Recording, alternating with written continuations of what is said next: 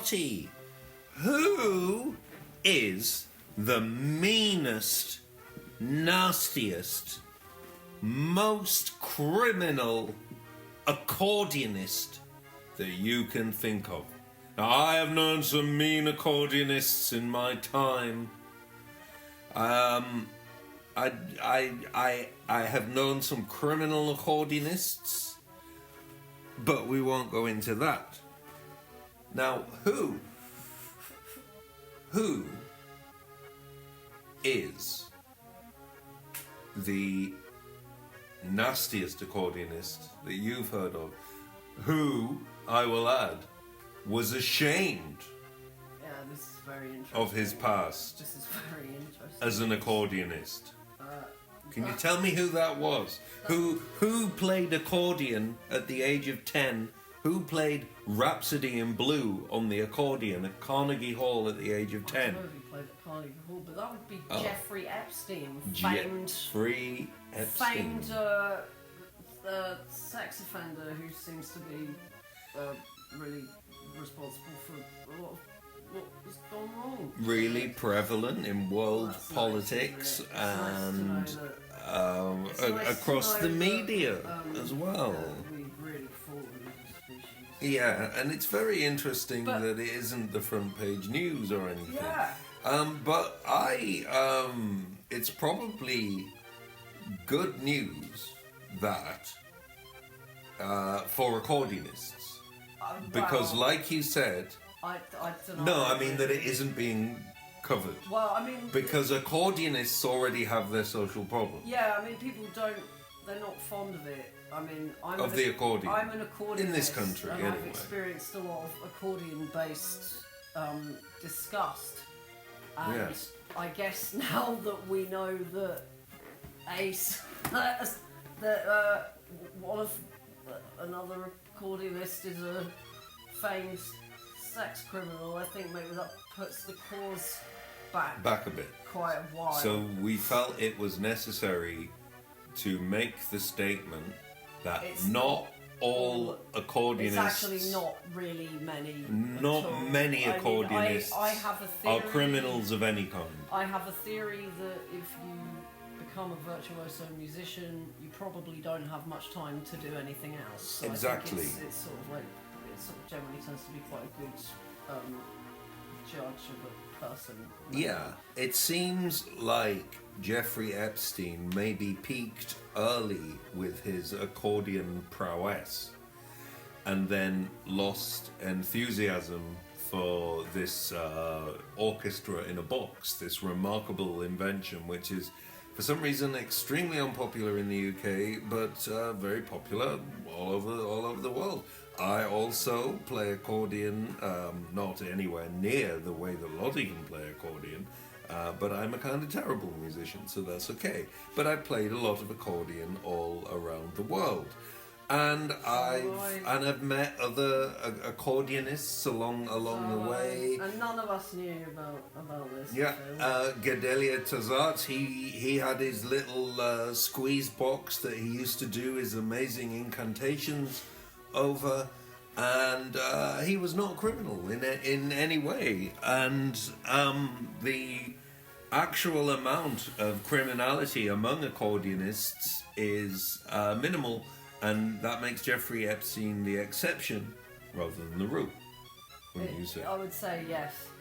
But Yeah. also I find that the fact that he lied about playing the accordion and nobody knew about it. Yes, and he said He lied. He didn't. He said that he was pianist. training as a concert pianist So he actually. because he was more ashamed Well, he of obviously- being an accordionist than Well, a paedophile. I mean, obviously, it didn't go well with his famous billionaire psychopath friends. Yeah, his dad wrote him a letter that you found earlier in the Epstein files that said, "Where is your accordion now?" When things have gone all to pot as we know they Well, did. no, I mean, I don't think he knew about that. No, the father could see that his musical Why did you give prowess Well, and that's it. I mean, dexterity I think- had been wasted. But I mean, the thing is, Yeah. I don't know. We should be talking about this because this is global news, and nobody seems to be talking about it. nobody seems to be talking about it. But we're having all the distraction wars now, as Donald Trump is attacking absolutely everywhere by the looks of things and intending to attack everywhere else. But you know, we probably shouldn't. We should just not talk about it because don't think about politics. You know? But Donald Trump. Just don't watch it. Donald watch Trump, the news. as far as I know, does not play accordion. Well, it looks like he does, doesn't he? He does that thing with his hands. He does that thing with his and hands. Somebody did People put in accordions, yes. In his hands. So Donald Trump plays an imaginary accordion, and Jeffrey Epstein, to his death, denied having ever been an accordionist at all. But he was an accordionist, and not only that, he played the bassoon. Well, I mean, that might be a red flag, really. A red flag. Well, I think lying about. You need to be careful whether or with not this, though, you can because play accordion is a weird. Yeah, but it means you're a weird person. You've got some weird fixation on, like, I don't know. Are you able to specify whether or not he also denied being able to play the bassoon? I don't know. I'm not an expert on this, but I do want to know more about Epstein's bassoon, for sure. I want to know the ins and outs of this, and but the accordion thing, because there is in the UK and clearly in America and maybe Israel too, a real, is there a stigma attached to the accordion in Israel, or? I would imagine not, because of the history of like Yiddish. Exactly. Music. Exactly. No. So if playing accordion isn't stigmatized in Israel, then why would he deny having been an accordionist? Maybe it undermines your influence with billionaires. If you've been an accordionist. I don't know. Because a lot of people really don't like it. He wouldn't have denied it if he was if he actually was a concert pianist. He would have just said, "Yeah, I was trained to be a concert pianist." But specifically, he denied having played the accordion, and we're not sure if he denied. Carnegie Hall, apparently. Yeah, that's what I thought you said. Yeah, he played Rhapsody in Blue. No, I don't. No, I don't all think right. it was like that. He didn't play Rhapsody in Blue, but he played something at Carnegie Hall. We're not sure. We're not sure what accordion wizard and major league criminal Jeffrey Epstein played at Carnegie Hall on his accordion, and we're not sure when whether he played his bassoon the same night or not. But I've met many accordionists over time, and in fact, I'm madly in love with an accordionist.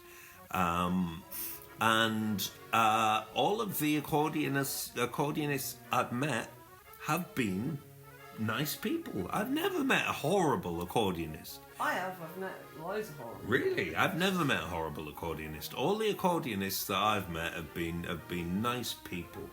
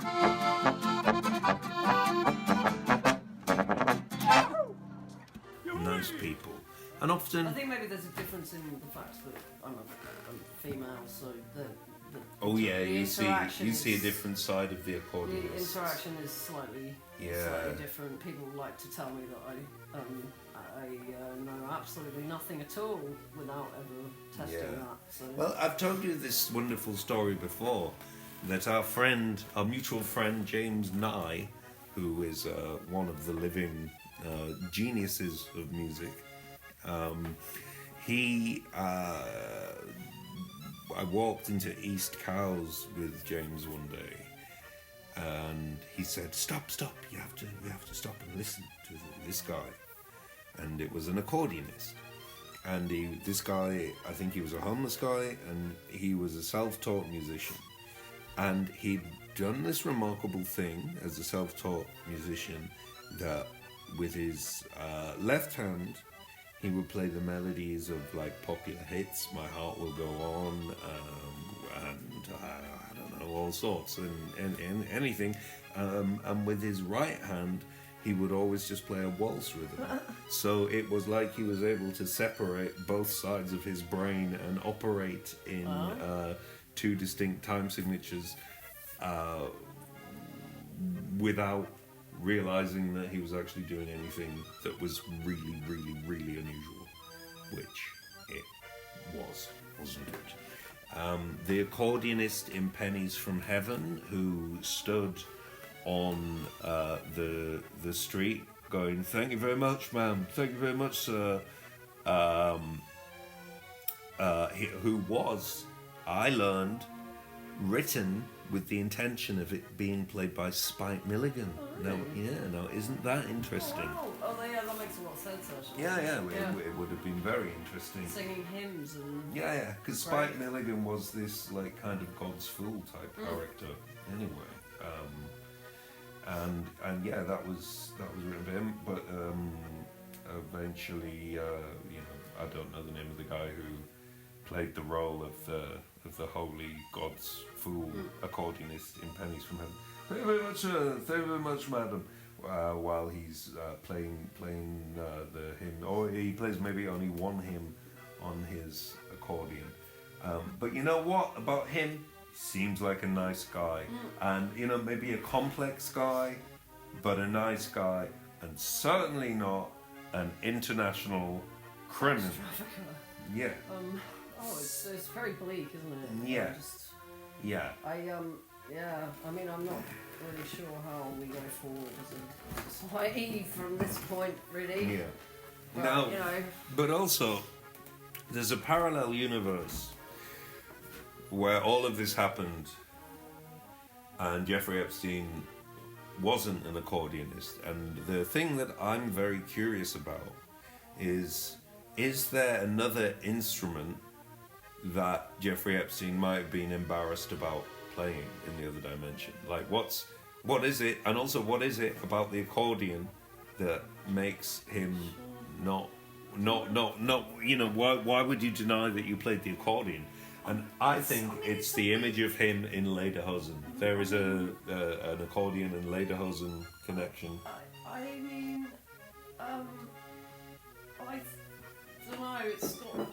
For some reason, people don't trust you if you play the accordion. I mean, maybe that's given that the revelations surrounding Jeffrey Epstein. Maybe that's a good rule of thumb. Maybe I'm wrong. Yeah, and I wonder when the last time that he ever played his accordion was. Like when he was in his jail cell, was he thinking back and wishing that he could just have one last roll out the barrel? Have to stop talking about it. This is the accordion special. Oh god, it's 2026. Yeah. In the background, in fact, playing. You don't know this, but we've got Cool Blues Jazz Accordion playing in the background, which seek it out on YouTube. Cool Blues Jazz Accordion. The person playing this would not deny that they were playing an accordion. I once played. It's a Roland Digital. Yeah, I once played Daniel Padden from Volcano the Bear's electric accordion. and it was an amazing instrument, but an old one from like the 1970s. But you would have to be Charles Bronson to hold this thing. I can't pick the most of them up. No, but this electric one was like the weight of a small piano. Sort of takes out the point, really. Yeah, so I put it on the floor and played it like this. When it was for a lovely little release that I made with Luke Fowler and Alex Nielsen, which was a CD, and every CD was sold with a lovely little ceramic nipple that I made. It was lovely, yeah, lovely little ceramic nipples, which also adorned the walls in the Epstein household. I have heard, and we do. You know, it's a strange world that we're living in, and it's a hard world that we're living in. So we have to find these little details. Do we have to give some sort of content warning? No, of course we don't. Actually, they should really sort of not provide the content, really, shouldn't they? It's their behaviour. Yeah, well, precisely. And, you know, the world being what it is now, it's actually the responsibility of people to talk about to criticise it. Yeah, to criticise it, to I say... feel we're in the great obscenity. Yeah, we are in the great obscenity. But what's really put the cherry on top of that, for me, is that one of the central people, one of the central fulcrums around whom this great obscenity revolved, denied being an accordionist. That has absolutely... Quite weird, isn't That's it? really flummoxed me. Why would you deny being an accordionist? And That's very strange. on behalf of all accordionists worldwide, I'm a little bit insulted. I'm a bit sorry. I'm a little bit insulted. I've just had another horrible realisation that the person that gave me my accordion when I first started playing accordion, as in they let me borrow it for a week, turned out to be similar inclinations to aforementioned. Yeah. So, I mean, wow. that's really bleak, isn't it? That's pretty bleak. Yeah. I might have to go and That's try and dear me. But on the whole, we speak for accordionists worldwide to say that the connection between accordion and criminality is normative. It's not normative. No. Not all accordionists, okay?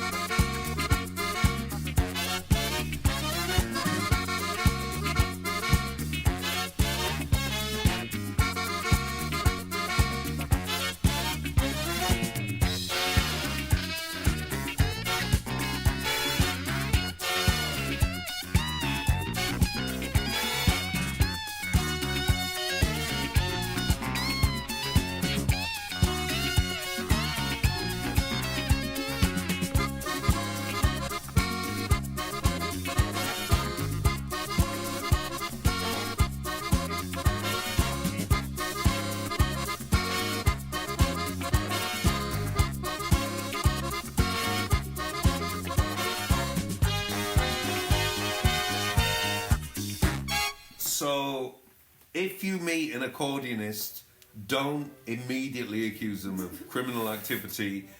Give it a little while to get to know them before you call the cops. Okay? So Lottie, when we've established that was your first accordion, what age were you when you first started playing cool blues jazz accordion? I've never managed to play cool blues jazz accordion, but one day I may get to it, although I think you need a Roland digital. Oh, do you mean in general? In general, when did you start playing it? Oh, I think I was maybe 2007, I guess it was. Yeah, about So 2006. you would have been... I think it was 2006. And how old would you have been then? 20 or something? Yeah, so like 19, 20 maybe, I think. Yeah. Okay. And I'd never seen one before, Yeah. I think. And I've never seen one in when because I dreamt of having an accordion for many years. Yeah, I saw them. always wanted to see one. I saw them in the windows of the music shop in Middlesbrough, and they always had this red accordion in the window. I think you know the guy. I think probably the same accordion as your red accordion. One? Possibly. It's like yeah. it's like a hobgoblin Yeah. starter one, I think. Yeah, and they are. Oh, this would have been long pre-hob. Oh right, they've got this particular one that they sell. Sorry, this is really specific, and the listeners are probably not. No, it's fine. Really This is the accordion points, special. The not all accordionists special. Accordion. What? The not all accordionists special. Not all accordionists are violent. Special. Most accordionists are quite gentle and spend their time playing the accordion. At least that's what why I they put invented together. the Roland digital, because accordionists spend quite a lot of time on their own traditionally. Standing in like Swiss ravines and playing. There's a lot of playing it to drain the batteries on bombs during the Second World War. Wasn't it? In Yes, Finland. tell the listener all about The that. Sthefuckingsystemwe'resupposedtosupport polka, I think.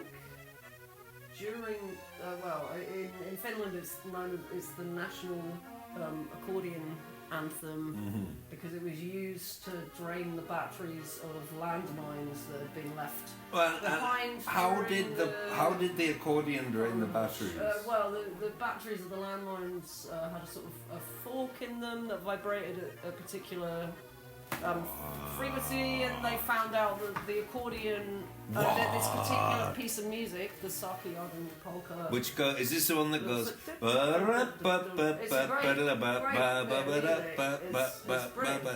And so they found that it drained the batteries on the landmines, and so a famous accordionist played it 24 hours a day for months, or they tried not 24 hours a day because he was asleep, but whatever, and they managed to clear all the landmines. With the accordion. It's also been used So there you go.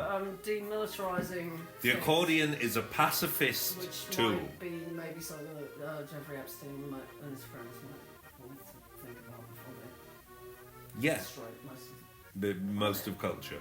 Yeah. So you took up accordion as a pianist. Oh wow! I thought I would like you to tell it was me, portable. Oh no! because you actually are you are what Epstein actually wanted to be, a concert type pianist. But you also play accordion, and you're not ashamed of playing the accordion because you got nothing to hide. I got nothing to hide. No. I think it's great. And I think so, it's better than people. What is your reflection on the difference between playing the piano and playing the accordion? The accordion, you've got to predict it slightly before, so you have to play slightly in front of the beat, which is quite interesting. And also, it's a lot about the kind of position of the body with the bellows. Now, I think if you're a big bloke, it's a different experience, but I find it very challenging in terms of actually picking it up. Yes. So for me, it involves a lot of falling, so that I'm not in huge amounts of pain when I play. Yes. And I don't know. Be more specific. Well, no. I mean, that was a pretty good description. I would say for me, the thing that I always found fascinating about the accordion, but then I became very enthused with harmoniums, is this capacity that it makes you can very easily physically, because this is a breathing instrument, you can very easily physically, it's a very malleable. Yeah, it feels like it's alive. Yeah, it does feel like it's alive. Because I don't think it sounds better than the piano, but it's more forgiving because it's got multiple sets of reeds that are slightly offset from each other. So not all accordions are bad; they are forgiving. Yeah, they are forgiving. They're not criminals. I don't think they'd forgive Jeffrey Epstein. Though. Oh no, some things are unforgivable.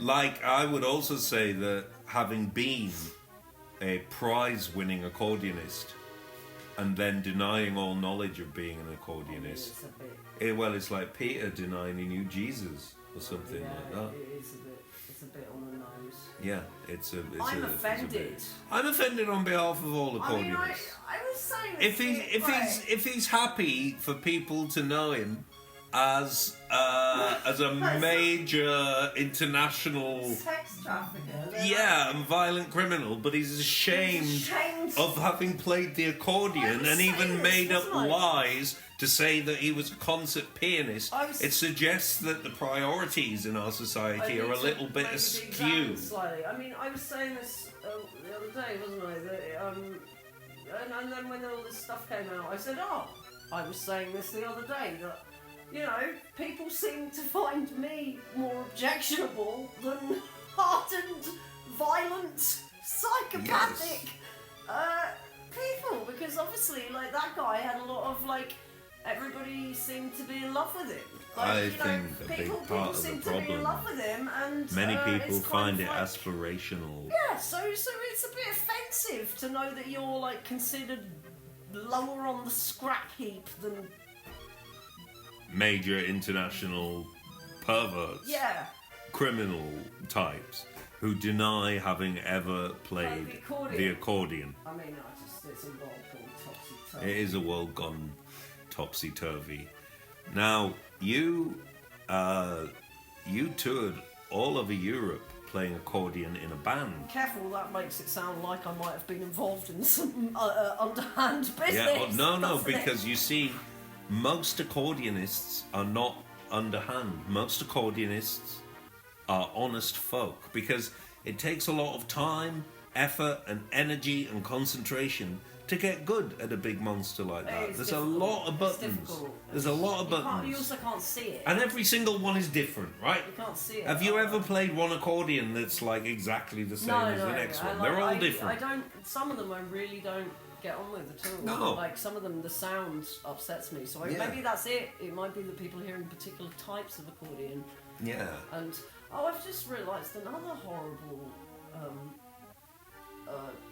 whatever conjunctive thing of when I used to model and I was at the modelling agency party, and then one of his blokes said the line that they used to.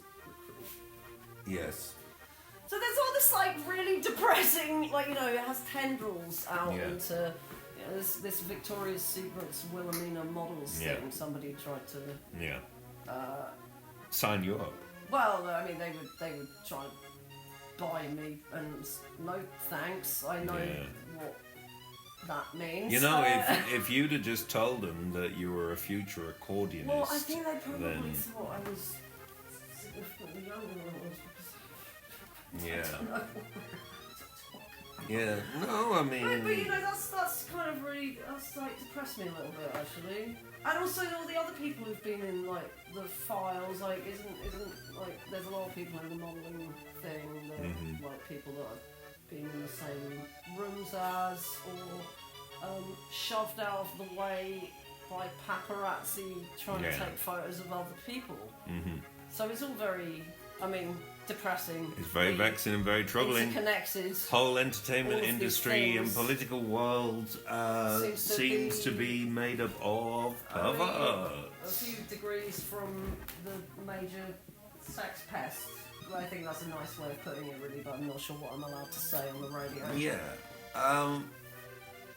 So you played accordion in this band all over Europe, and could you tell me about how that impacted your physical health?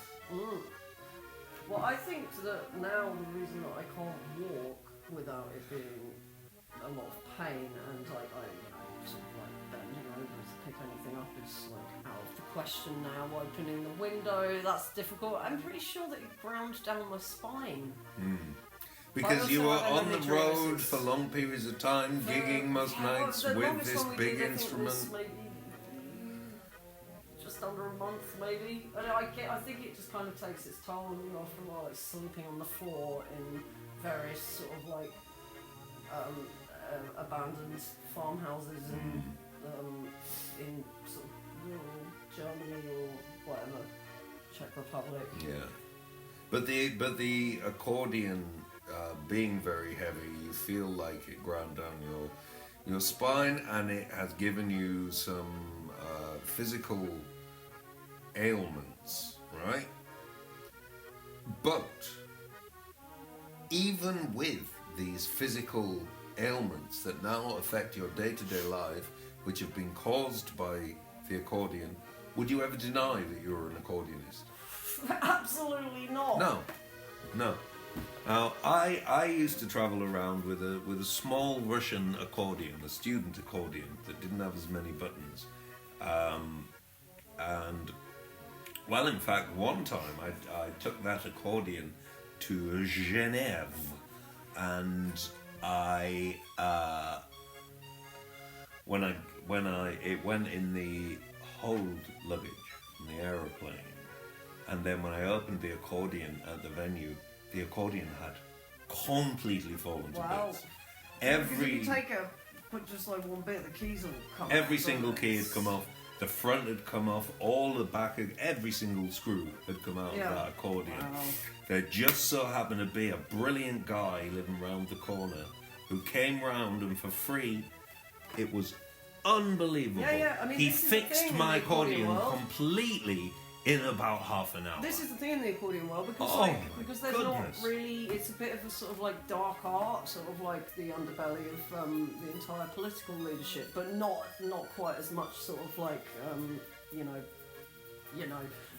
but yeah, so they all know each other, and the accordions and the famous paedophiles, but move separately, apart from obviously Jeffrey Epstein and this is very spiraling, but so they all have to learn how to fix things, and so I've had like hurdy-gurdy players come in and help me out with accordion repair and. Oh, that's nice. So there's a bit of a hurdy-gurdy accordion crossover. There's a sort of network of like accordion experts, and then there's just like the network of. Here's an accordion. Paedophile, but also there's a town in Italy that's known as the accordion capital of the world. And everybody goes there to learn how to make accordions. And one day I'm going to get to Italy and I'm going to learn how to do it, because the Elodie guy, who used to be the accordion repair guy in Lewisham, he's packed up shop now, and he was bemoaning the fact that he didn't have an apprentice and there was no one to take over. When I went in there, I bet you he doesn't deny that he did it, though. Well, I mean, I went in and there, I bet he you he's denied not an me. international criminal. He denied you. I told him I'd be up for being an apprentice, but he didn't. He was like, no. No, he didn't want me. No, he didn't. That's no good, is it? No. I'm deeply unpopular. Yeah. Unlike Jeffrey Epstein. So on your who was a very popular guy. For some reason. I don't understand. Well, it seems if you're kind of an ethical person in our society, they really don't want to. You're going to be very unpopular. They really don't want to know. And maybe it's just that if you're honest about being an accordionist, you're going to be media blacklisted. Maybe that's been my problem. Maybe we are both media blacklisted because we both play accordion. And you're not supposed to do it. But as you must know from touring in Europe, that if you're put on the television in Switzerland or in Germany,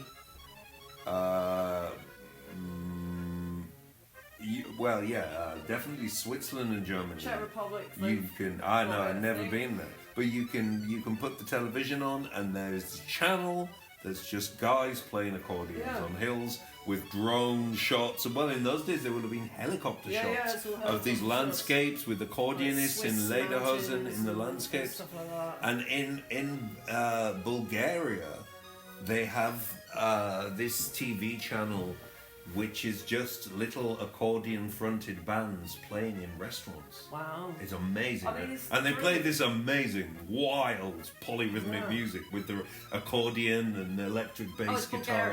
Bulgaria. Oh, yeah, I mean... Yeah.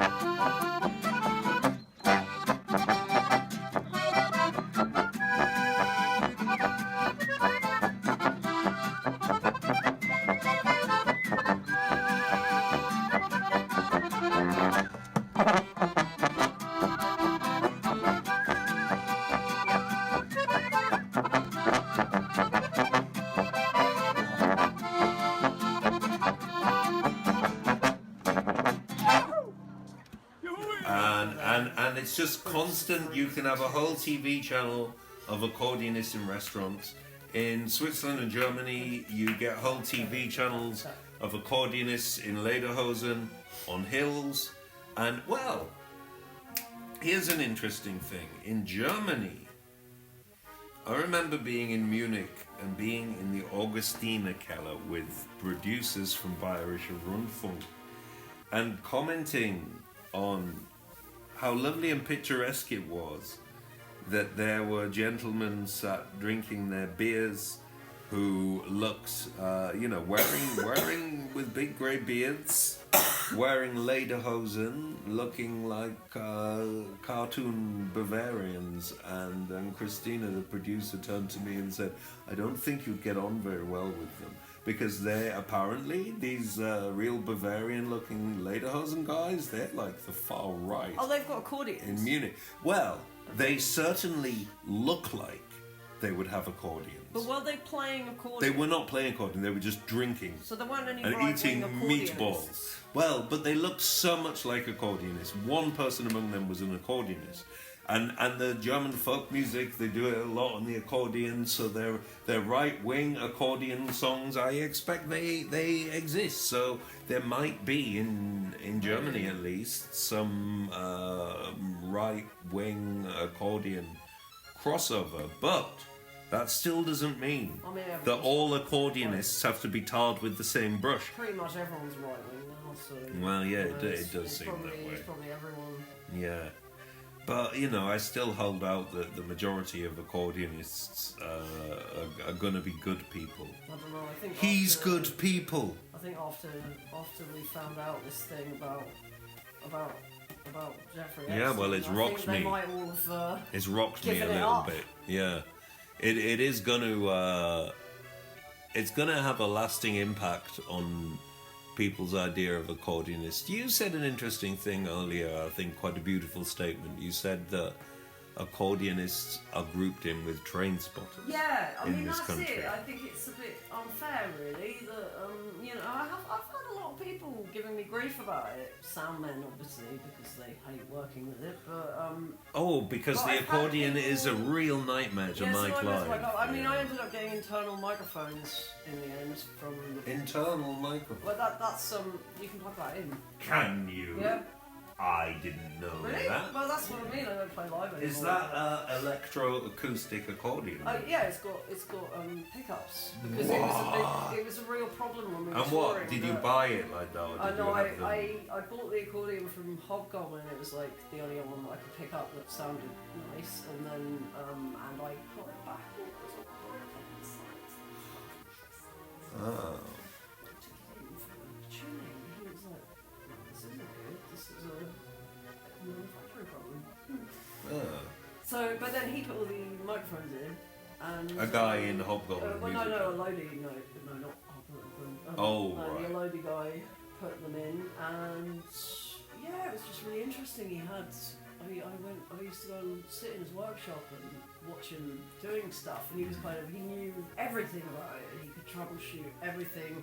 He let me film one, so I've got a long bit of footage of him like sanding down all the reeds and stuff like that. He had like big things of wax spoiling everywhere and stuff like that. It was really interesting. I had a brief fantasy for a while that he was going to say, yeah, sure, I could do with an assistant, and then he would teach me how to make it, and then maybe I'd be able to, you know, earn some money, but that's never going to happen. So what was the point?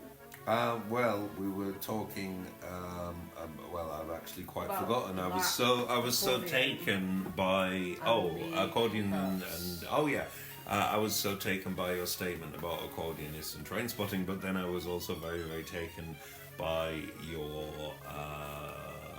descriptions of the man fixing the accordion. Oh, yeah, Are you able to really give wonderful. to the listener a brief précis of what is going on inside an accordion? Well, I mean, I think he described it as like he said, well, it's basically an early computer program. Yes, isn't it? So precisely. It's a Yes. set of buttons that has an if this then that function. Yeah. So like this thing about programming existed prior to computers. It's based on logic, isn't it? So that, again, with the simulation idea, the computer is already based on the world and the brain. Yeah. So the computer is a simulation. But yeah, anyway, within the accordion, there's on the left-hand side, it's got a row of notes, and then there's a row on top which is I can't remember actually. There's like notes and then fifths and then. Yeah, there's like the chord. Is there one that it does goes in some- fifths. Yeah, yeah. I think the row underneath is maybe the minor thirds, but I can't remember Yeah, something because like I have trouble with changing between the different, I guess, interfaces of musical instruments and like trying to remember. It's very confusing. Like that's another thing about the accordion that's really interesting is that when I'm playing the piano, I think chromatically, and because it's but when I'm playing the accordion, I think I have to think in fifths. So it's Yeah. quite an interesting. You feel a literal kind of clunk in your head of trying to get into this new sort of interface. You have to think That's why I think semi-mechanically. music exists somewhere in a interdimensional space. 'Cause But it's- you have to think, as compared to playing like a piano, which can be very sort of tactile. You throw your hands down on it, and yeah, the piano's a you lot. can get It's things. about kind of But with the accordion, you have to kind of think a little more mechanically. yeah. You sort of have to become at one with the machine a bit. You have to think like the machine. Well, the interesting thing I found about piano is that oh dear, they're fighting. They're angry with each other. They're not fighting, but they're just But the thing I found quite interesting about the accordion, like piano involves. Well, I think people think about music in the wrong way, in the kind of getting to the point where you can play whatever you want. The actual practicing is a thing that you have to practice as well, and so it's not like, oh, I have to do however many hours. Like, you start off with a shorter thing, and it can get really quite. You can build up your stamina really quickly. You start off with the shorter thing, you have to actually work up the stamina. So I'm out of practice with piano at the moment because it's too cold to move your fingers. Move my hands, and it always happens every winter because I've never lived in a house with heating. But like, piano's all about sort of when I'm in the situation where I can actually have some pieces like ready. A lot of it is about playing with the gravity and sort of you get into this weird sort of skipping thing. And a lot of it's about kind of falling the right way. But the accordion, you have to, I don't know, it's like a big snake thing. Yeah. I have a squeeze box as well, and the squeeze box is like a harmonica in that it plays a different note when you go in to going out, which I've never really understood the practicality of with that instrument. It makes it quite limited. Yeah. But wouldn't it be fun to have an accordion that was like a trick accordion that did the same thing? When you pull it out, it plays the correct notes, and when you push it inwards, it goes to another note. That would be a nice way of generating some strange music now, wouldn't it? Because the accordion is probably, well, it's part of the history of the same reason that we have the piano and the same reason we have electronic music. It's an accordion is basically an orchestra in a box. It's amazing. It fills a lot of beautiful. sonic space. It's a wonderful sound. It kind of like tinges the air and stuff, and it's it's sort of like all the scale forms where it comes from, sort of further east. It's like ideal for sort of like harmonic minors and things. You're pulling air through these reeds and conversing with this sort of beast when you play this instrument, and it can become quite an intense experience. One of the big problems with accordion is people's perception of it. People think that it's for playing lederhosen type music, or French cafe music, or Italian cafe music. If we're going to talk about the Lady and the Tramp, when the two doggies have their romantic scene before they presumably go and mate, and the Italian man who's singing "This is the night, it's a beautiful night," and he's playing the accordion, and that guy, he does not look like an international criminal. He looks like a singing waiter. And that is what a lot of accordionists are, singing waiters and so on. Don't tar all accordionists with the same brush as Epstein, who wasn't even willing to fess up that he was an accordionist. I mean, I don't know, I just think that people's pathologies, there's a lot of stuff that I find out, like somebody's favourite food is aspic. Margaret Thatcher. Margaret Thatcher's favourite food was aspic. It does explain, doesn't it, about that. Yeah. About certain sort of weird pathology things. It does. And your realisation that Trump plays an invisible accordion, is this some kind of secret communication? Secret. Something like that. Maybe. I don't know if Donald Trump plays any musical instruments. I doubt it, but I was very surprised. I was very surprised to find out that Jeffrey Epstein was a musician. Yeah. In fact, but there is a weird thing that the other day I was thinking about this, and I was thinking, I hope he's not a musician. And he turns out to be a musician. So music and morality do not always go together. Look at Gary Glitter, No. But the point is, we do not tar all accordionists with the same brush. Ah, yes, because these generic things that we associate with the accordion, that is not the be-all and end-all of the accordion. The accordion is a very rich instrument. The accordion is also... it lends itself very well to being a drone instrument. The build-up of air inside the accordion can be most dramatic. The accordion is also beautiful as a juddery, rhythmic instrument as well. What I'm trying to say is that the accordion is far more versatile than you think it is, and can span the range all the way from lederhosen and French Italian waiters to cool blues, jazz, accordions exploding as in-flight entertainment, and Lottie running around Europe with a bad back.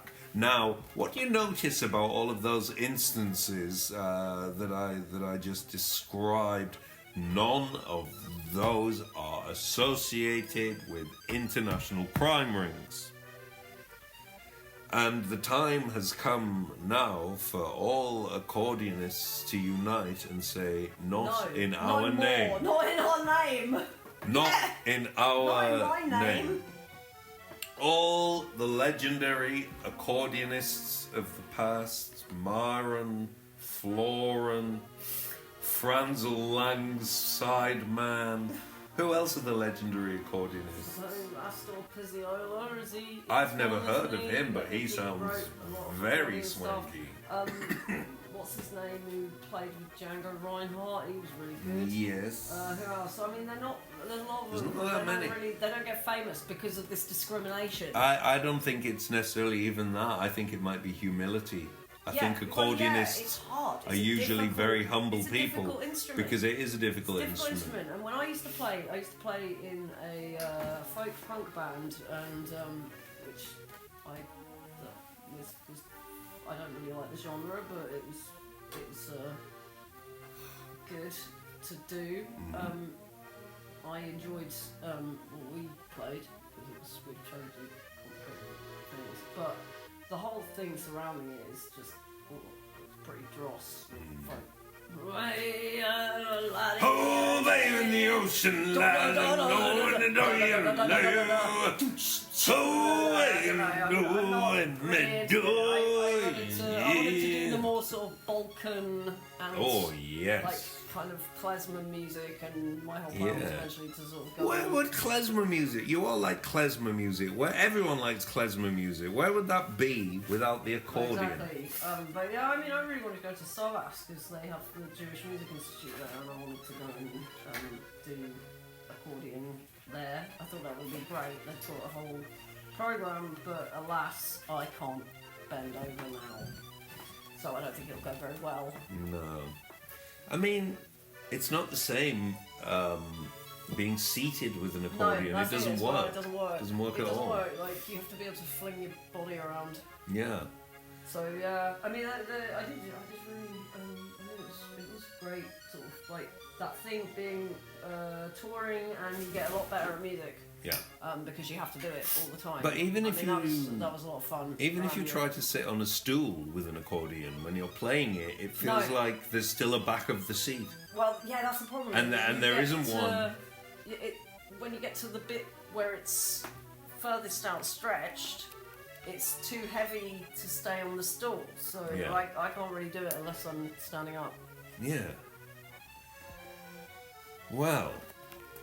And that's my story about accordion. Yeah, well, that's wonderful. Which I don't think anybody really cares about. There may be one accordionist listening to this also feeling the injustice. Yeah, if you're an accordionist and you're feeling the injustice of this recent news, get in touch. This is not good news for accordionists because accordionists already have problems and bad reputations and not really that many opportunities for work. Occasional Not in weddings, England, anyway. maybe. And, I got yeah. a wedding once. They wanted me to play Ed Sheeran's "The Shape of I You" remember this. on accordion, and I was like, and she sort of said, "How much would you charge?" And it's like, well, I don't know, like usually for weddings it's $150 upwards. Yeah. And she got really angry with me. That was really. It wasn't. Well, yes, no. I recall. She said it's not really paying musicians isn't really part of the ethos of the wedding. She said to you. And she was very upset that I had sort of dissed our wedding. And I was, well, but I don't want to play Ed Sheeran. But anyway. also, how could you play that song on an accordion? The right hand would have to go. Well, the right hand would go. Da, da, da, da, da, da, da, I mean, it hasn't got a melody, so like... the left hand would have to go. Yeah,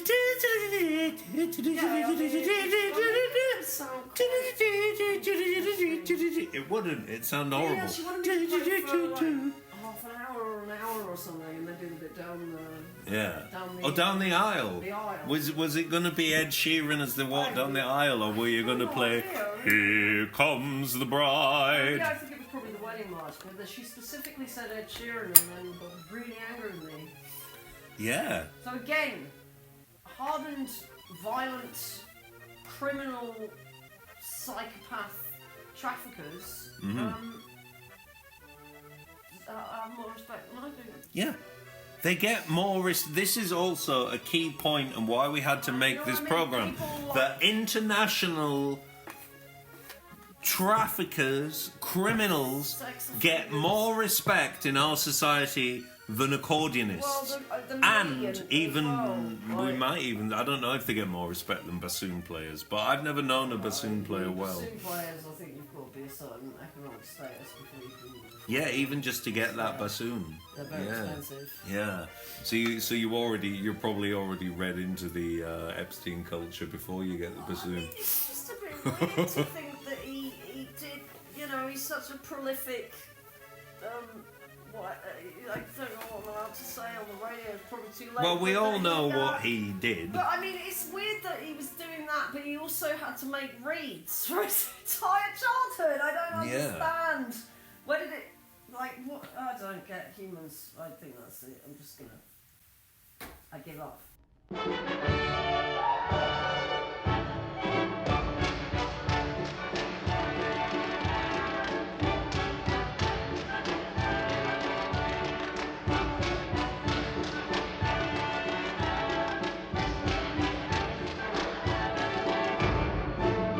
Was tut man denn nicht für den Fremdenverkehr? Der Fremdenverkehr zieht die Fremden uns her. Drum muss irgendwas für die Fremden geschehen, was sie bei uns nur sehen. Der Maibaum, die Wiesen verlieren ihren Glanz, erschallen die Watschen beim Tanz. Ja, den Watschentanz, tanzt der Schneider Hans mit dem Schuster Franz. Ja, der Watschentanz, der ist sehr beliebt, weil's bei uns nichts Schöneres gibt.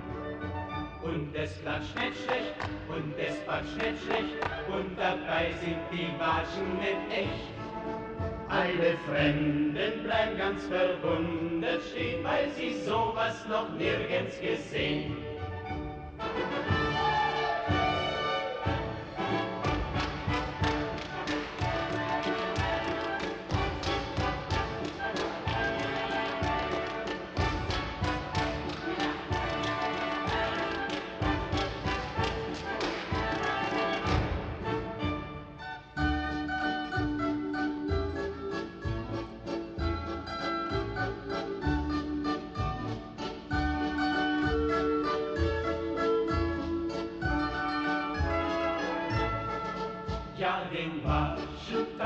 Den Watschentanz, tanzt der Schneider Hans mit dem Schuster Franz. Ja, der Watschentanz, der ist sehr beliebt, weil's bei uns nichts Schöneres gibt. Und es klatscht nicht schlecht, und es patscht nicht schlecht, und dabei sind die Watschen nicht echt. Alle Fremden bleiben ganz verwundert stehen, weil sie sowas noch nirgends gesehen.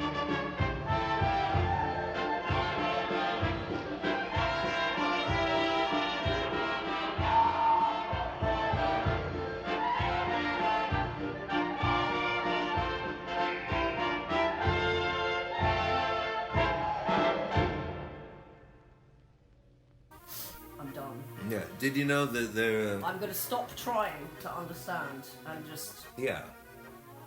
stay out of the way. Yeah. Well, yeah. I mean, we stay out of the way, but like everyone ought to, we ought to be talking about the horrific reality of what our culture around us consists of. Because at some point it it's needs not to very change, sustainable, is it? and I mean, this is what I don't understand. I've been abducted by aliens or civilized UFOs, whatever. You don't have to believe me on it or whatever. This is not the point I'm trying to make. The point I'm trying to make is like, I hear people talking about the concept of meeting people from other planets, other civilizations. And everybody always says, oh no, that would be terrible, it would be so scary, what are we going to do if that happens? And then all these sort of, whatever, people telling stories about, like, alien takeover, stealing resources. I'm afraid. Aren't you afraid of, like, more afraid of the humans? Entire society is run by violent sex offenders. Yeah. Aren't you more afraid of that? I am.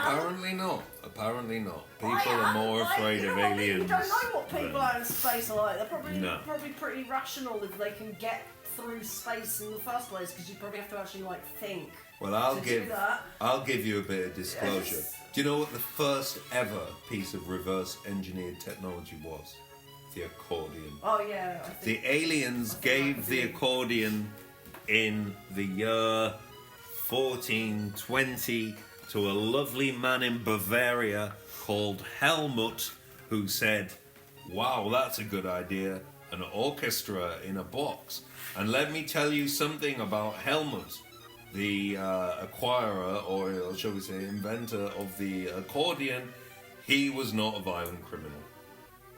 No, that was pre-industrialism, so it's sort of more innocent time. Yeah, more innocent time, and there was no crossover between violent international crime and accordion playing. Well, how times change. Something previously thought so innocent, yet niche, at least in this country, is now for all time tainted by association with evil lizard man Jeffrey Epstein. I don't really think he was a lizard. No. I don't believe that any of these politicians are shapeshifters. And the way I can prove this is that take, for example, George W. Bush, who is pretty much the majority of the time unable to string a sentence together. It's amazing. He's done so well. Could you imagine him being able, having the capacity to turn into a horse, or likewise? No. He can't turn into anything. He's barely himself. He hasn't got a self. That's a series of ego No. deaths. And there's a picture circulating on the internet of Jeffrey Epstein's evil lizard mouth, and you know what you call that? Too much cocaine. You call that too much cocaine. They all eat, they eat a lot of sweets. They eat a lot of sweets. These, like, kind of people. Yeah. And, like, that's, I mean, it's deeply disturbing. The thing that people always talk about these people in power looking like their face is shifting, that's because they're on cocaine. They're on cocaine, yeah.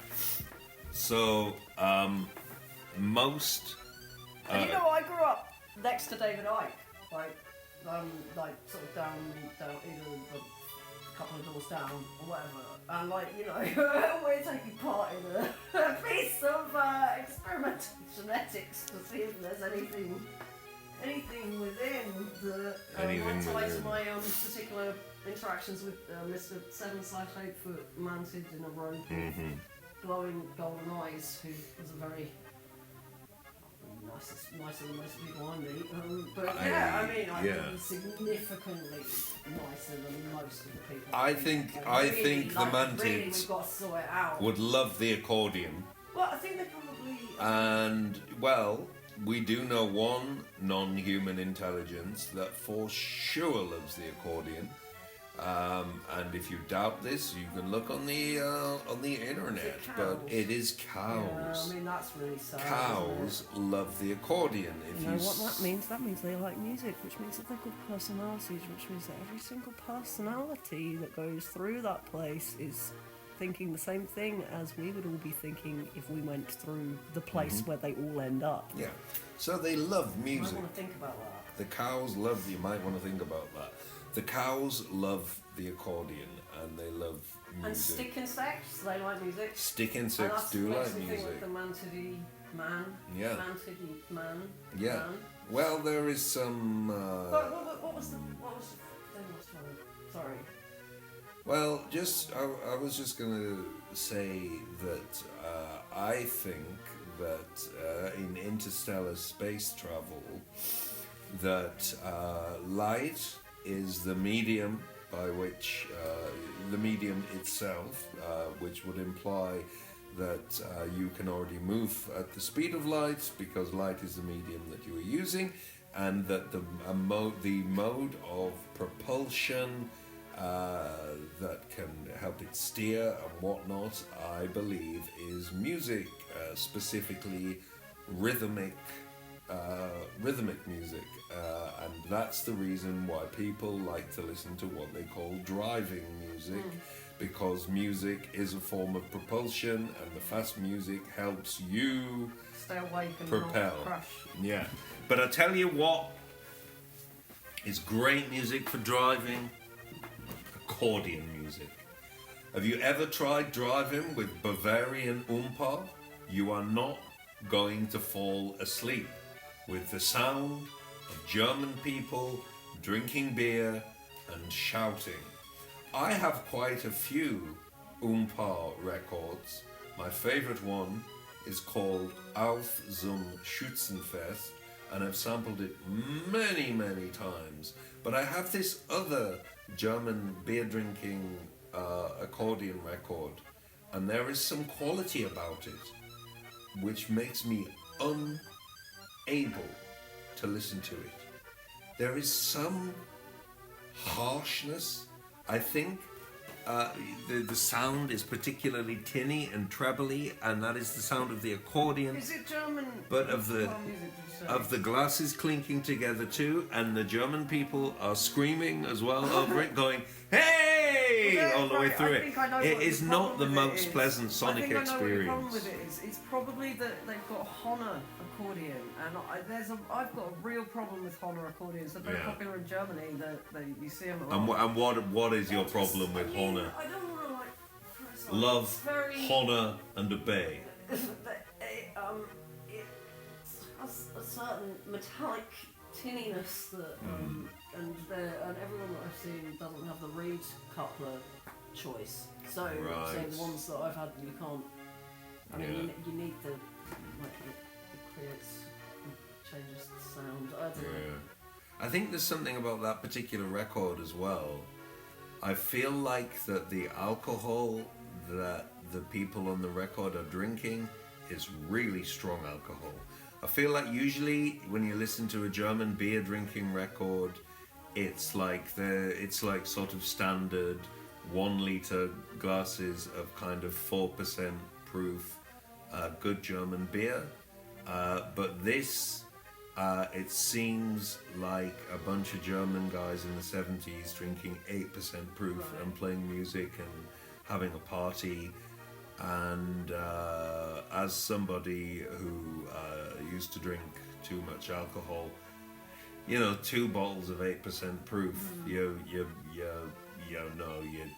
not going to feel great in the morning. And the German people on this record, they're not feeling great. But this other record, Auf zum Schützenfest, which I could listen to endlessly, and again, it's just German people having a party and cheering, and there's like a caller at the front, and they do this song that goes, Die Schutzelisenka, die Schutzeliesen, I'm making up the words, Die Schutzeliesen na na na na na na, Die Schutzelisenka, and it's well catchy, and you can feel that it's like a 4% proof German beer drinking record, and it feels great. But I do feel that those German beer drinking records from the 70s should come with like a percentage on the front, like beer does. It should say how much. It should say what percentage beer they drank, because if they're on the 8%, you end up with one like my German beer drinking record with a red cover and yellow text, and I think it might be, it's a red record, and or a red sleeve with yellow text, and gotta be honest, sounds a bit aggressive. I wouldn't like to be in that. I'd be a bit fearful. Well, they say that red makes you more aggressive. Yeah, I'd be a bit fearful if I was in that room, even if there was an accordionist in that room, because an accordionist, I know I've got something in common with the person, but I know they're probably also a good guy and not a leading international criminal. No, I mean, but he started that after he gave up the accordion. After he gave up the accordion. So if you are an accordionist and you're listening, don't stop playing the accordion. Yeah, or you might become You might, yeah. And also, the narcissism, it seems to be, don't make too much money, or you also might become a massive sex offender. Yeah, I think that's a good rule of thumb. I've met a lot of really wealthy people, and a lot of them were really scary. Yeah. So I would say, I met a guy who told me that he killed someone once. Oh, that's nice. And then he said, oh, how much is your house? Well, I was living in a shipping container without any running water at that time. And he's like, well, how much is the shipping container? I could buy it for you. And it's like, okay, right, I know where this... Well, I mean, obviously, like, you know where that is going. Mm-hmm. I don't know what... With the Ofcom and the description of people's behaviour, it's very difficult. But I bet you he didn't play accordion. But I think he was probably too busy having killed someone in the military, I guess. That was why everybody liked him, I think. Yeah. I mean, it was disturbing. When you meet someone and hi, welcome to my house, I've killed somebody, it's quite, yeah, I met a lot of really just sort of, I know a lot about people's, like, particularly men's quite really weird pathologies in the entertainment industry. And it's a very difficult thing because you witness these utterly horrible behaviours, and then, a lot of the time I just kind of wanted to talk to someone about it, like, and I just wanted to sort of like have a conversation with like a counsellor who could tell me, no, this is not how people should behave, and just sort of say it back to me, so I could tell that all of this stuff that I've witnessed through many, many years working in every different part of the entertainment industry, I think, and every different part of the arts industry. But then when you go and talk to sort of counsellors about it, or anyone in the National Health Service, because they work a 9 to 5 and they tend to have enough, being paid regularly for income helps you be able to have things like getting a car, and you can insulate yourself from the rest of society. So they always think I'm lying when I say about this. It's like, oh, okay.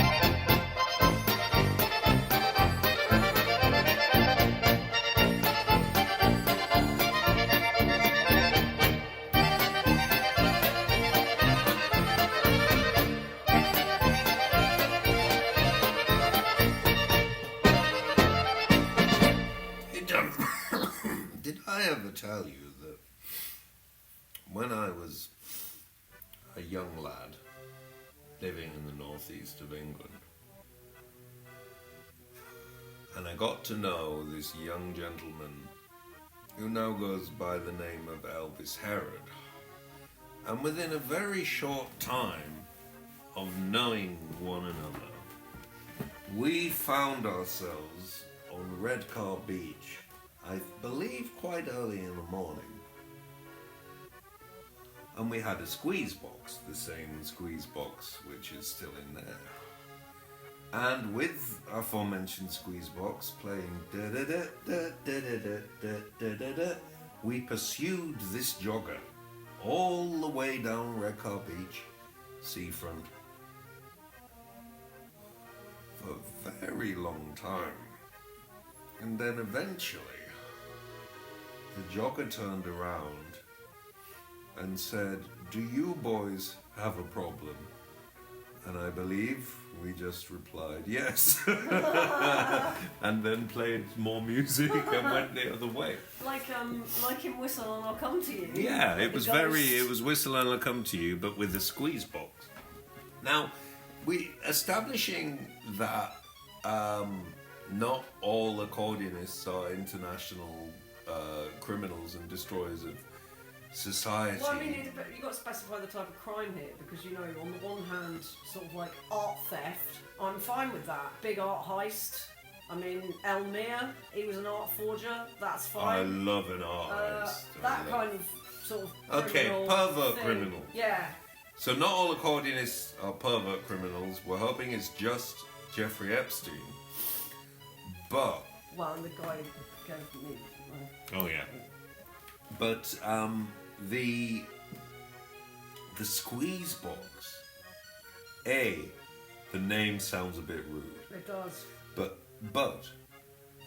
I think that also a squeeze box player is generally a safe bet as a human being. Because who plays the squeeze box? Gnarly old sailors. Yeah. They play squeeze box. Yeah. Who else would I've play never played squeeze accordion on box? a boat. I've always wanted to. Really? Never done it? I've never done it. I never played accordion on a boat, but I did once get a load of people from Birmingham to sing an accordion-style waltz in Polyphony on a boat, which confused the other people of Birmingham, but was a lot of fun. But I remember talking at that, I wish I had brought my squeeze box, and I didn't bring my squeeze box. Well, next time we get the Isle of Wight ferry, maybe we should bring the accordion along. I'm too worried about getting killed. Yeah, but also, you know, if a place doesn't have a PRS license, you can get into a lot of trouble. When I was a youth, Well, I don't have a PRS license. when I was a youth in Middlesbrough, Am I breaking the law? Probably. and I was with Herod, and we pulled the squeeze box out in Weatherspoon's pub and sang a little song. The barman came up and said, "No, don't do that. We can get into a lot of trouble if there's music in here because we're not licensed with the PRS." Like, so we had to put our accordion, our squeeze box away, and I have not played squeeze box in a Weatherspoon's pub since. Well, in fact, I haven't been in a Weatherspoon's pub or any pub for a very, very long time because society is very strange.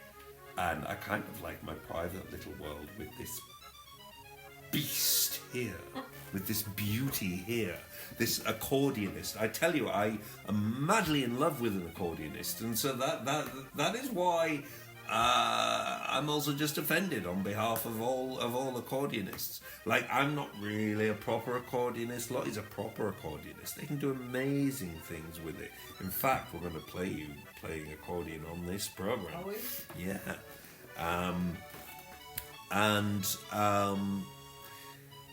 You know, knowing Lottie as I do, I know Lottie is not an international pervert criminal, and all the other accordionists that I've come across have all been quite reasonable people, so maybe it's just one of the many things that needs to be changed in the UK, which is very troubled politically, is we need to make a shift in our attitude to accordionists and to the accordion in general, and begin to welcome it more into our culture. Now, you will notice if you look at the folk music of Europe and Eastern Europe, and really the whole rest of the world. But let's just look at Europe and Eastern Europe right now. The music in Eastern Europe, dense and polyrhythmic. In France, with interacting, slightly out of tune Breton pipes, wild German beer drinking music, Swiss mountain music, yodeling across the mountain peaks. Yeah, well, what do we notice about this? Well, it's all pretty wild and exciting. And there are not that many people in the UK really who are that wildly enthused about British folk music. Well, there's not that much of it, is there? And most of our understandings of British folk music come from Victorian revivalism anyway. Because the British have never really valued their culture, right? And I think this is why exciting things that may have been disappear. But English folk music, as compared to European folk music, well, the accordion is central to European folk music. And now you do see accordion in the Morris dancing troops sometimes. You see it. But you got to liven up this music, man. It, you know, da da da da da da da da da. I get a little bored unless it's got groups of threes and then a two and then another three and half a bar and stuff. I'm not very interested in English. So does it imply something about why, like what is it about the character of, say, people in Bulgaria that encourages them towards, like, sometimes I've heard Bulgarian pieces of music where I'm pretty good at understanding music, but I've heard Bulgarian pieces of folk music where I couldn't possibly pass out what the time signature is. What it is. It's crazy. It's all stuff like and so this involves to create and to play involves very complex thought. And the folk music in this country doesn't seem to. It seems to involve quite turnipy. I mean, there's an interesting thing going on at the moment that's supposedly... And it's because the accordion wasn't in the foreground because the people are embarrassed about being accordionists. But I also think it's like this bit of land that we find ourselves upon is cut off from the rest of the world, and I think that is why all of the music that's come out of this country is fairly terrible. Not enough accordions got over here. There just isn't any folk music. Like there's this whole like revival or whatever going on where we keep reading about how there's like folk bands, and it's all very like talking about, I don't know, quaint. Village. I think post-Brexit. It's a little.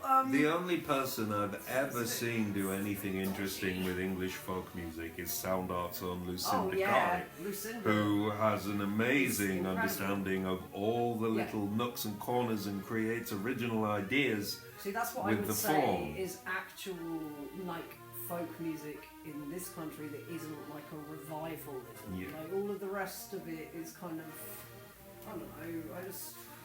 I just like harmonic minors, and there aren't enough of them.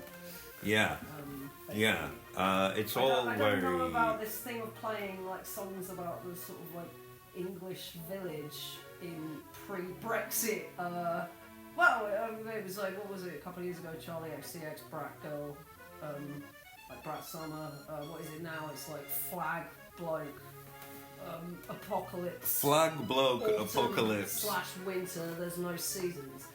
Yeah, I don't know, I'm not, this like post-Brexit, like whatever, pretend folk revival thing I find a little bit disturbing. Yeah, just a tad there.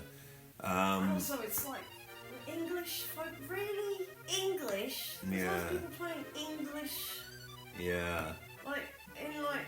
I don't know. But at least they're bringing the accordion. I mean, like, bearing in mind that I had to spend most of my 20s listening to sea shanties. Like, this kind of thing. This, like, English... I don't know, this, like, shanty thing. And I'd always... Sea shanties are the ukulele of the voice. It just... We would... And, like, you know, there's a reason why you do them in a band if you've got to spend a lot of the time on the road. Oh, lads! Because, you know, it gives you something to do, doesn't it? And, like, I didn't mind it. I thought I like the sound of a lot of blokes singing. I like the sound of male voices and stuff, so I found it kind of... But it's a little bit, it's got like this weird macho... Yeah, I mean, I don't not so them, much like but the it's sound. like I think it's a horrible sound. Yeah, I think it's an absolutely horrible sound. You know, bear in mind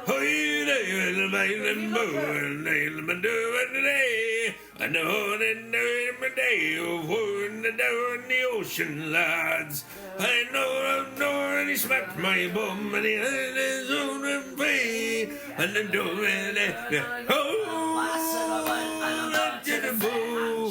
like, I just don't really. I mean, I grew up in the Isle of Wight, sort of in rural Isle of Wight, and saw loads of. I don't know, it seems that the predominant English culture now is going and buying jam at a fete or something like that. Or like, you know, they have these like little markets like the one in Bristol where everything costs £8 and it's all like bourgeois people following their dreams. Yeah. Like, I just don't... It's a bit apocalyptic, really, isn't it? It is a bit apocalyptic. So I don't really think there's much to sing about for a start. And like, you know, the true English folk music, really, if we want to be technical about it, is punk music and electronic music. Well, that's electronic. There wasn't an English folk thing. So all of this is like... Punk music is there's Irish music, the Scottish 20th music, century's Welsh English folk music, England's for always sure. had the monarchy. So you know, we've always had the monarchy. England is very much more. I just don't think it has an identity because it's stolen it from everyone else. Yeah. And also I suppose it's been kind of like not recently, but you know obviously it was like invaded a few times and like really kind of the culture was like changed quite a lot. Yeah. I just don't think it's ever really had a sense of identity, and then the rest of the world, particularly like well, we're not in Europe anymore obviously, but when I used to go around Europe. I just noticed that, I don't know, everyone's sort of no more, so I think it's because they've grown up around like mass World War burial sites and stuff like that. Like, I was very, very grateful for all the time that I spent being able to tour, because it was, you know, you don't get to do that unless you're actually working. You don't get to sort of see like how real life is. Like when people go away, they're going on holiday. I personally don't think I've ever been on holiday. I've been away from work. I don't understand what you would do on a holiday. I went to Leicester. I once. would be bored on holiday. I went to Leicester once on holiday. If I was on I'd never stayed in a hotel before. I booked a hotel. It was £30. I felt really proud of myself. People seem to idealise the idea of sitting around doing nothing. And to me, the idea of sitting around doing nothing, if I try sitting around doing, well, we were just very ill with flu. And so I had to sit around doing nothing for weeks. And my God, but it's then you boring. found a way of like setting up things so it can play music automatically. Yes, I've made a lovely little series of musical automata, and it's been doing it for me. Yes.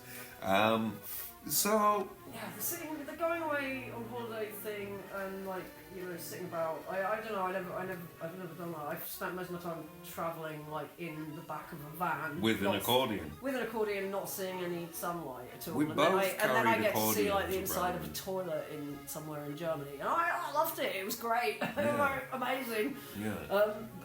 It wasn't Brexit a great idea. I really got my freedom back by not being allowed to be a touring musician anymore. Thanks very much, everyone. Have you ever had any sort of aggression as related to being an accordionist? Have you ever felt the sharp edge of the sword, people's verbal sword? Yeah, like lots of people. You like, dumb accordionist. Yeah, loads of people hate it and have said like jokes about it, sexualized jokes as well. Like pre Me Too, everybody I mean, nothing's really changed, but at least we're not sort of, it's been recognised that maybe there's a problem. It was just a constant barrage of insults about my unfortunate predicament of being born with a uterine system or whatever. It doesn't really work very well, so, you know, what does that say? It's all about childbirth and like your sort of endometrial things all over the place. Does that make me a real woman? Yeah. Well, my question at this stage is, what about Ghislaine Maxwell? Did she play any musical instruments? If she did, I would say she played the trumpet. And then I would imagine her and Jeffrey Epstein playing an accordion and trumpet duet. Yeah, but also the reason I wanted to do a show like this is one of the ways in which we deal with evil is by laughing at them. Yeah. Because this is a powerful thing. This is called satire, and we used to have it in our culture, and we don't really anymore. But we can make light of great evil, because if nothing else, it is a way of coping with a situation, with a global situation, which has become so absurd and so obscene. And I find it interesting that there are a lot of restrictions on what you're allowed to say in polite society, and there's a lot of stuff about trigger warnings and everything nowadays. I personally think that just has to be, well, I mean, I've witnessed it before where somebody's been a victim of, you know, horrible everything, has been told that they're not allowed to talk about this because it might be triggering for people who haven't been, you know, it's a bit like, so it just has the effect of shutting down like people who are victims, basically, because people aren't going to say it about, like, you know, what kind of crime are they going to say is triggering? I'm not going to mention it, obviously, but like, they don't say that, like, talking about robbery is triggering, do they? It's basically just has the effect of shutting down anything for victims, really. And I'm speaking as a victim of multiple times. So, you know, I want to be able to, like, make jokes about all of these horrible people! Yeah. And, you know, we can, we will, and we do, and so should you. Yeah, because, you know, these people are psychopaths and narcissists, and as you can see with, like, Donald Trump, like, one of the things that really upsets them more than anything is people mocking them and making them look pathetic, which now, they are. Imagine it's World War II. Well, no one's and your to culture is Hitler. telling you not to take the mickey out of Hitler. Well, so what are kids supposed to do? They have no power. They should be allowed to criticise the dictators. Yeah. Because, you know, children make up rhymes. You know, Hitler is a whatever the rhyme was. Like, there were loads of rhymes, and that's how people got through the time of horrible fascism. But like, but now it helps us get through. But, you know, now what about all the old World War I songs? What about like, you know, the song that was used for Dad's Army? Like, so now people's. It's a long way to Epstein Island. It's a long way to go. I mean, not really, because they've all got private jets, but but you know what I mean. We're not allowed to mock the powerful the and the We're not allowed to mock the oppressor. And people so say we don't talk about anything. and so don't we talk must about any of the we world's must global mock conflicts. the oppressor. We must, and so must you. Well, Do not take these people seriously, because they are not serious people. No, bearing in mind that all this, we found out all this stuff about all of Jeffrey Epstein's associations and everything, and at the same time I'm hearing lots of people talking about being conscripted, and it's like, oh, what, we're all supposed to sacrifice our lives, people sacrifice their children's lives for all of these people who are just utterly disgusting for their personal little things. Gross clubs. I mean, yeah. I'm not doing it, but I just find even the suggestion offensive. Yeah. I'm offended on behalf of, weirdly, the only time I've actually felt like at all about the country is just sort of seeing the general reaction from bipartisan across the entire political spectrum of British people going, I'm not fighting for you. I mean, that's given me a little bit of hope for the country. Yeah. But it's outrageous. So every young person that I know now is supposed to be, and me as well. The conscription age is up to whatever, 60s probably. So we're all supposed to.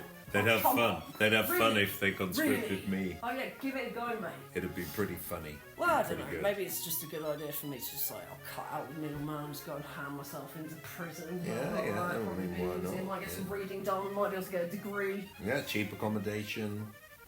It's Lots fine. of women. Yeah, and plenty time to practice accordion. Well, no, I think if you're in prison and playing the accordion, it's not good work, really, is it? No, I suppose Maybe not. People might get ideas about. But people play harmonica in prison, so maybe you could take a squeeze box in. It goes in and out in the same way. I think a squeeze box on your prison bed is quite a good look. That's quite bohemian. Yeah. I think that's good. And I did not see an accordion in any of those final pictures of Jeffrey Epstein. I will add. So listen, if you're an accordionist, keep it up, because otherwise things might go terribly wrong, and you might commit loads of evil and obscene acts. So you need to, as a responsible accordionist, you need to let the world know that you, as an accordionist, are an ethical accordionist. You are a moral accordionist, as well as a dexterous and skilled accordionist. And this, and in many other ways, can we begin the slow process of improving and fixing society. And then maybe we will see a renaissance of the accordion in the UK, and we will begin to see the instrument really achieve its potential as a 21st century analog synthesizer. Now, if you've found any of the content in this program disturbing, then read the news and look at it very closely, because it is disturbing. And like we said a moment ago, a very valid way of getting through turbulent times is through the ridiculing of the powerful. Yeah, I mean, I think it's very unfair to say that we can't joke about things now because it might be on the nose or whatever, because, I spend quite a lot of time grieving and weeping about everything. So. And ultimately, isn't it one of the funniest things you've ever heard that a person as evil as Jeffrey Epstein was ashamed to have been an accordionist? I mean, come on. That's one of the funniest things that's ever happened. And this is not making light of horrible things that have happened. But the more you ridicule evil figures in positions of authority, the weaker their memory becomes. We should not look at these evil human beings as monsters or monstrosities, because that is not what they are. They are humans, and they are behaving in the way that many humans do. Yeah, I've witnessed it a lot, and the only difference between them and, I've witnessed some horrible things. Violence, had a lot of violence done to me. On the Isle of Wight, there's horrible problems related to poverty and all of this stuff,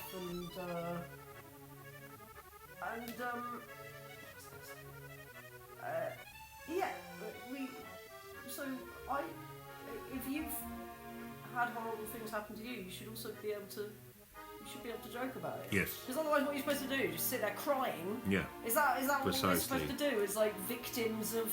Yeah. Joking stuff. is a coping mechanism, and by disabling the idea of satire, as we've done in this culture, apart from the certain allotted bits of permitted satire, like Have I Got News for You, which is edited so to have any fire that may have been in there cut out anyway. It's time to speak very directly, it's time to speak very honestly, it's time to not accept lying as a part of day-to-day life, and then we might start to improve the culture a little bit if people don't go around doing little micro deceptions on each other all the time, which seems to be part of human nature. But I would wager that the majority of accordionists do not behave in such ways, because they've had to spend so much time and dedication getting good at that accordion that they're beyond such worldly things.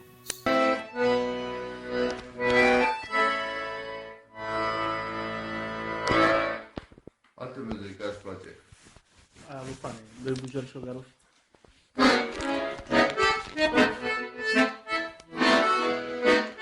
Dacă ți-o cânt în prima, gândesc cu ea.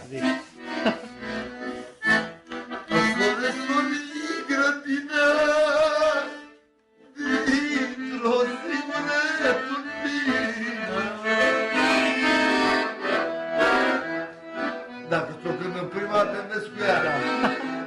Un bujor și o garofiță,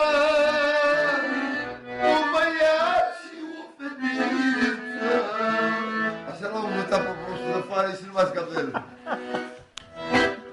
Altele vrei să fie...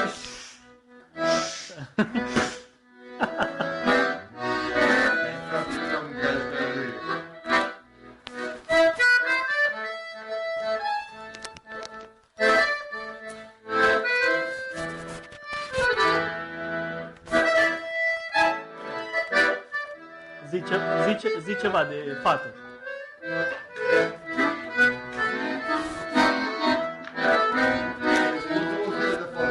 Ia zi. Andra.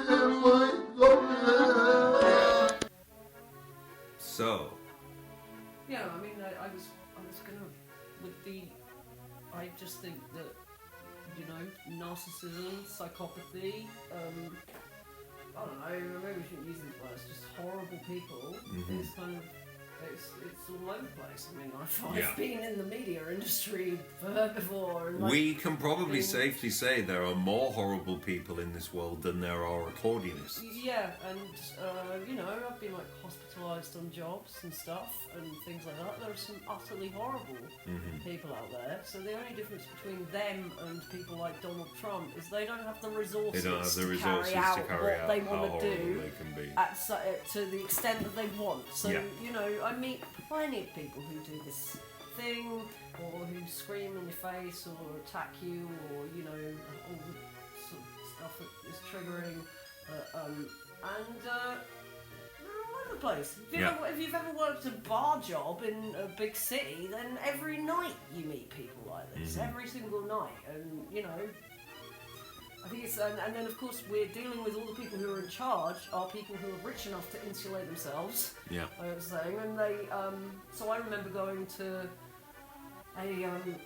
a I don't know, when they were trying to say that the reason I was depressed, or the reason I was my fault and not because I'm autistic. I just didn't know I was autistic anymore. I spoke to this woman who was a doctor, a psychology person, and she questioned why I was hypervigilant in the context of PTSD. She was like, oh, but maybe you just need to trust each other more. And I'm sitting there looking at this woman who must have spent accumulatively on her hair, her outfit, the upkeep of her nails and all this other stuff. You know, really a lot of money. Like this woman's hands, you look at them and like she's never, you know, they're very nicely manicured and that. And this is a doctor sitting there being like, well, I think that you're probably being paranoid, when I was a barmaid who had to go home at 4 a.m. and she literally didn't understand the concept of being a woman, in being female, in like late at night in London, that you might not want to walk down the dark alleyway, because this woman was so rich and cushioned from reality, had gone obviously like clearly not an accordionist. Not, but you know, but she obviously, I don't think you hear of many doctors who come from like, you know, it's not the usual thing that they come from like way below the poverty line, is it? Because it's quite expensive to go into and it takes about 12 years. Yeah. So it's just, yeah, it's just very frustrating that like this conception that all of humanity is like, no, society's perfectly fine. Yes. It's like, it only looks like it's fine if you're in a position where you can use all these like tools of wealth to insulate yourself. So if you're like a nice person and an ethical person, then it's time to be louder and more visible in being nice and ethical, so more people like, aspire to it. For a lot of people, society is horrible right now. But a good way to get there is to spread the music. You spread the music, you spread the love. I am personally going to try and make it so more accordions can come into our culture, into schools and so on, so we can reclaim this instrument from the oppressor. And then I think we might start to see a better, brighter future. Because everybody has had music stolen from them. Because everybody can play music, you know? It's really not a thing that you know, you don't, if you don't want to, you don't have to be able to play Rachmaninoff to play music. Playing music is something you do with your body, I would say, more than your mind. You do it first with your body, and then the more you become interested in it, then you start to do it more. Kind of like, you know, with your mind. the selling yourself to the Robert Johnson thing. It's more that, I mean, I think you do make a deal. Yeah. So when he was saying that, he probably had made the deal at some point. Like, I mean, I know it's like PR and that, but you know, you make a deal with music, with the church of music, and everybody who's become a really good musician or composer or whatever, there was a point where they made the decision. It's like, I have to be in this, I can't not be in it. And then after that, it just kind of takes care of itself. Like, you lose all the thing about the feeling of like, oh, I'm not good enough and blah blah blah. The more that you get involved in it and you treat it like it's kind of like your religion. Really. Yeah. Like, And music is a way to see through space and time. It is. Music can freeze time. And music can collapse time. And yes, music can conjure ghosts. Music can also conjure UFOs, which I have successfully achieved.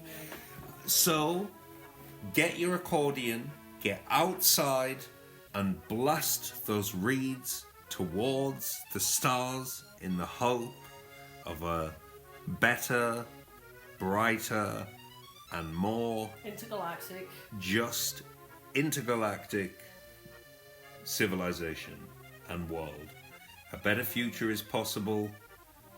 Go get yourself an accordion. This has been Sound Art Radio.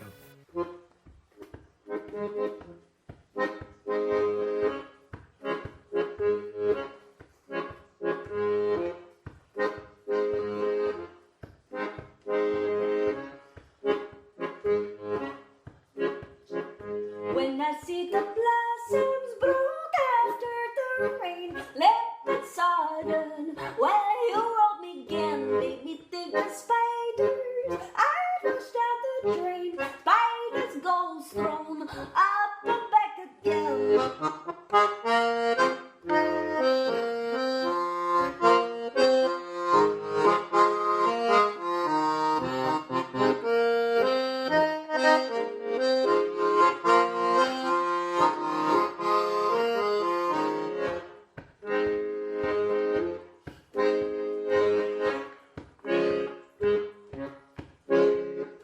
Listen not the birds that die, so I go live. Be a woman, be a woman. Listen not the birds